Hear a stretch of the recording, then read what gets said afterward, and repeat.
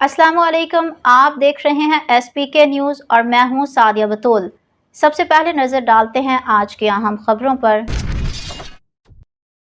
Narowal bureau chief Zaheer Ahmad तूर की report के मुताबिक ईद उल ज़ुहा के मौके पर जफरवाल में Suthra Punjab Sialkot waste management company की जानिब से सफाई के हवाले से शानदार खिदमत फराहम की गई।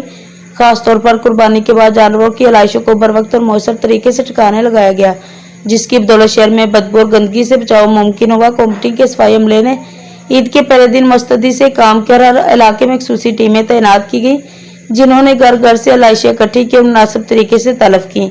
अवाम ने भी सफाई के अमले से ताउन करते हुए अपनी जिम्मेदारी निभाई। इस मौसर इंतजाम की वजह से शहरियों को साफ सुथरा और सेहत बख्श माहौल मुयसर आया।